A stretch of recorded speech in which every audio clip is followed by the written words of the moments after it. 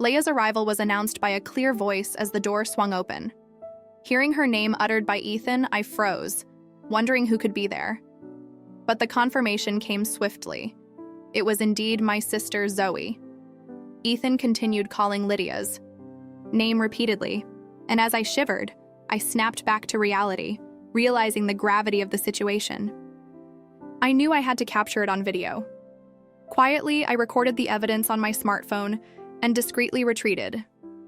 After a while, they emerged from the bedroom, only to turn pale at the sight of me. "That's right," I confirmed. "I've sent the video of you two to Gabriel. Anyway, let's discuss what to do next among the four of us." At those words, Lydia's face paled even further. "What do you mean?" she asked, her voice trembling. "Just what it sounds like," I replied, holding on my smartphone. "I have the evidence." "What have you done?" My sister's frantic reaction was immediate, and then she lunged at me. "My name is Nora, a 45-year-old housewife with twin boys in the 6th grade. Twins run in our family, including myself and my twin sister Zoe. Despite being identical twins, our relationship was more rivalry than sisterhood. From childhood, I was always compared to Lydia, who was perceived as cute and affable, while I remained shy and reserved. This dynamic fueled my deep admiration for Zoe, but she seemed indifferent to me, often manipulating situations to her advantage. Throughout our childhood, Lydia always took the lead, while I was left with unwanted roles, whether it was in games or school plays. Her influence overshadowed me, despite my efforts. Lydia's manipulation persisted, reaching a breaking point when she tried to dictate my choice of high school. Standing up to her for the first time, I chose my own path, leading to a physical altercation that revealed Lydia's true feelings towards me.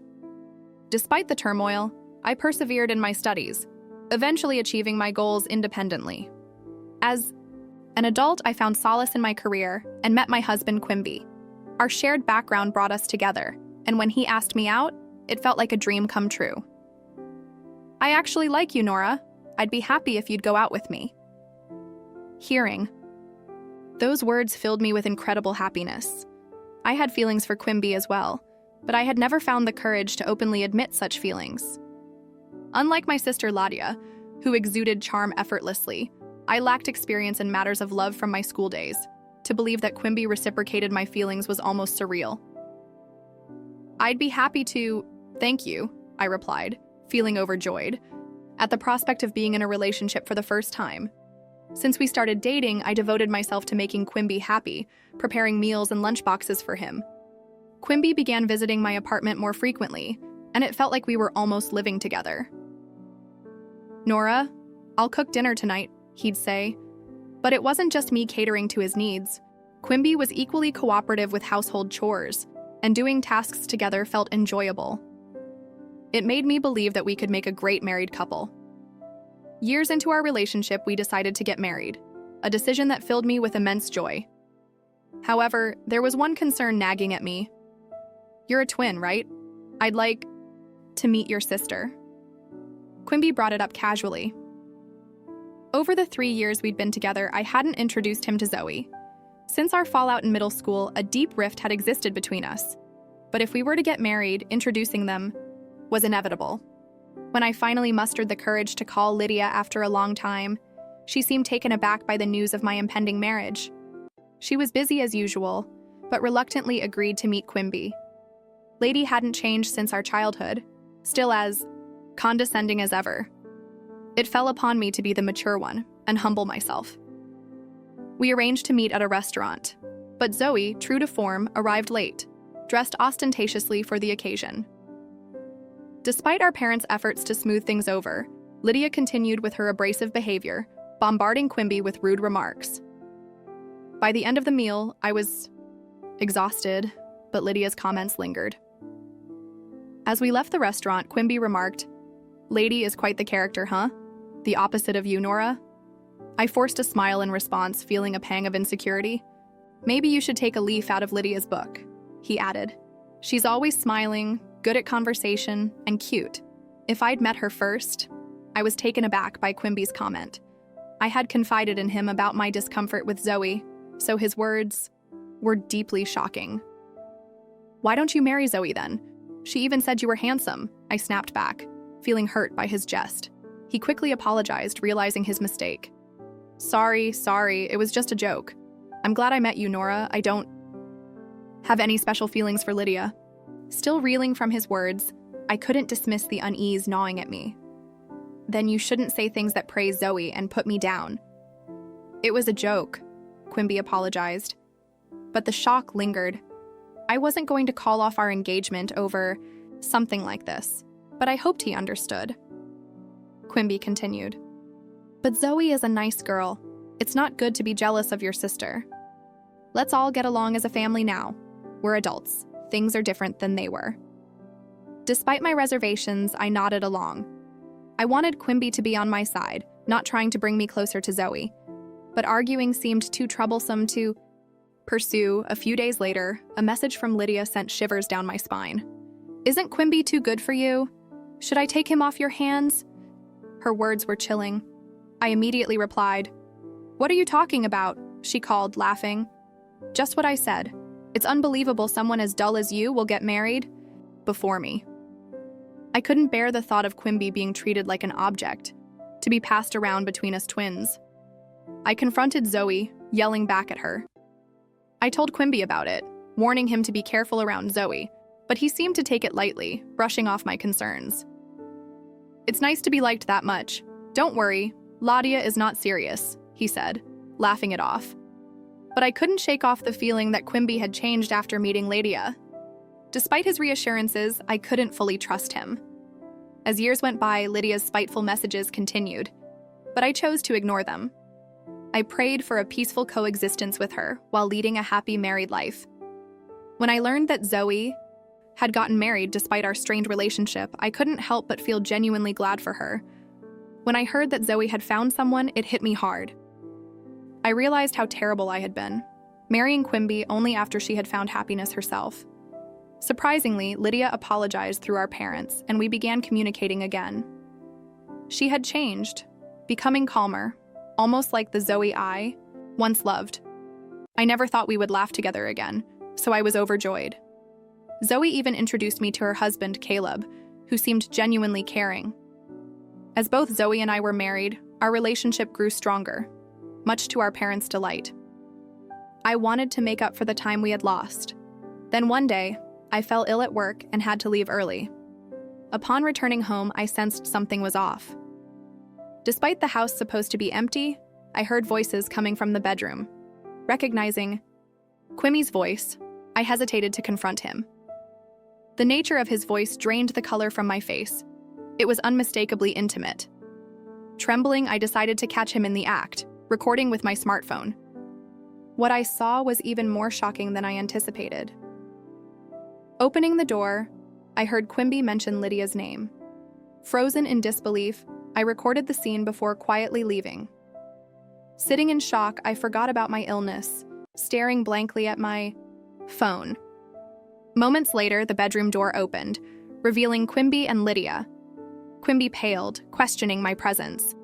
Zoe, defiant, declared her intentions to take everything. I remained calm, smiling at her threats. As the situation escalated, Zoe lunged at me, but Quimby intervened, trying to diffuse the tension. He pleaded for forgiveness and attempted to protect Laya. However, the consequences of her actions were clear. Realizing the severity of the situation, I couldn't cover for Lydia. Despite Quimby's pleas, I couldn't overlook her betrayal. It was a harsh reality. But Zoe had brought it upon herself, knowing the risks. I retorted that it was too harsh, but as usual, Quimby rushed to Lydia's defense, further infuriating me. I shot him a glare, expressing my concern for Lydia. "Thinking Zoe is the only one who's going to lose her family and job is a huge mistake," I shouted. Quinny flinched at my outburst, breaking out in a cold sweat. As if suddenly coming to his senses, realizing the gravity of my words, I informed Quimby that I had also sent the video to the company's main email address, including his department and name. His expression turned to one of despair. As Gabriel's call ended, I kicked them out and called Caleb to explain. "Sorry to disturb you. At work, but it's about the video, right?" Gabriel's gentle voice confirmed. I apologized, explaining that I had been asked to gather evidence due to suspicions about Lydia's behavior. Caleb revealed that he had consulted me because he felt something was off with Zoe. Despite my shock, I managed to film calmly, ensuring evidence of Quimmy's infidelity.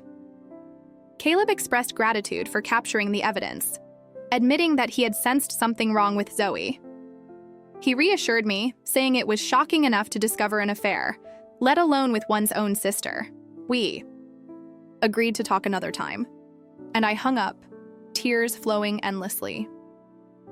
For the sake of my sons and my own future, I knew I had to be strong. That evening, when Quimby came home, I questioned him about Maya Hees. His response, snapping back at me and blaming me for his predicament, only solidified my resolve. Crying over a man like him was a waste of time. There's nothing to be done. Do as you please. You understand the situation, right? If we divorce, I firmly stated that I would be taking the kids. Quimby's people attempt to use our sons as leverage was pathetic, and I didn't hesitate to call him out on it. Stop being ridiculous. Divorce is inevitable, I told him bluntly. It seemed he still didn't grasp the severity of his actions, especially considering the probable loss of his job due to his adultery during work hours. His cluelessness only made him appear more foolish to me. As Quimby pleaded with me to consider starting over and forgive his infidelity, I questioned him about Gabriel's concerns regarding Ladius's behavior over the past few months. His weak response confirmed my suspicions. It wasn't just a one-time affair. Dropping the subject, I informed my sons about Quimmy's infidelity the next day. Despite their young age, they expressed their support for me without hesitation, which moved me to tears. We left to stay with my parents, who were shocked to hear about Zoe and Quim's actions. My mother tearfully apologized for always, making me endure Ladia's behavior, and promised to keep their distance from her from then on. I commuted to work from my parents' home. Quimby's incessant calls and messages pleading for forgiveness only served to annoy me further. His attempts to woo me back with declarations of love and fantasies of a happy family of 4 were laughable. I was almost fooled for a moment, but my son's laughter at his messages reminded me of their absurdity. Despite my reluctance, I eventually agreed to meet Quimby to sign the divorce papers at a cafe, following Gabriel's advice to keep the conversation calm in a public place. When Quimby and Zoe arrived, it was evident that Zoe had fallen out of favor with Caleb, serving as a harsh reality check for her actions. As we sat down to sign the papers, both Quimby and Lydia hesitated, hoping to avoid the inevitable. But I stood my ground, reminding them of their betrayals and the consequences they faced. Eventually, they signed the papers, and I finalized the divorce with the help of a lawyer introduced by Caleb. After our divorce was finalized, Quimby wasted no time proposing to Lydia, revealing his feelings for her from the start. Meanwhile, Zoe, who had genuinely loved Caleb, was left abandoned and eventually lost her job too. When I asked Caleb about it, he revealed that Lydia had been complaining about me to him for months, painting me as useless and extravagant. The realization that Lydia had gone to such lengths to set me up filled me with horror. It was a stark reminder of the lengths people would go to in order to manipulate and deceive others. I was taken aback when Gabriel apologized to me, admitting that he consulted Nora out of concern for my safety. Never did I imagine that it would lead to such a drastic turn of events with, "Quimby, it's okay. It's all in the past now," I reassure him, though the weight of what transpired still lingered. We concluded our conversation, agreeing to stay in touch for updates on the divorce compensation and legal proceedings. As Caleb explained, the burden of the substantial divorce compensation led Quimby and Zoe to marry and live together. Zoe, abandoned by her parents, had no choice but to reluctantly accept Quimby's proposal. It seemed she had no family left and felt compelled to marry him. However, according to the lawyer, Leah couldn't accept her situation and eventually divorced Caleb to marry Quimby. Despite my sympathy for the lawyer who endured Lydia's abusive language during their interactions, I remained grateful for his unwavering support, especially with Caleb by his side. Over the years, we continued to demand the divorce compensation and child support, and I relied on their assistance. 5 years passed, and while the wounds healed, the scars remained. Then, out of the blue, the lawyer contacted me, informing me that Zoe wanted to talk. Despite my reluctance, I reluctantly agreed to meet, accompanied by Gabriel for support. At the cafe, Zoe and Quimby appeared solemn as they broached the topic. Zoe revealed that she was suffering from renal failure and needed a kidney transplant. Quimby blamed me and Quimby for her deteriorating health, but I stood my ground, refusing to take responsibility for their actions. When Zoe pleaded for a kidney transplant, I was taken aback by her audacity. Quimby argued that as twins, I had a duty to help her, but Caleb intervened, highlighting the risks involved and questioning the fairness of their request. Their pleas fell on deaf ears, and I left the cafe determined not to be manipulated any further. Despite their desperate attempts to guilt-trip me, I remained resolute in my decision. With Gabriel's support, I walked away, leaving them to face the consequences of their actions. While I couldn't forgive them, I hoped they would learn from their mistakes and find a way to move forward. As I continued to live happily with my family, I kept in touch with Caleb, who had become a trusted confidant. While he harbored feelings for me, I wasn't ready to reciprocate them just yet. For now, I focused on my sons and their well-being, knowing that someday I would find the courage to pursue my own happiness once again.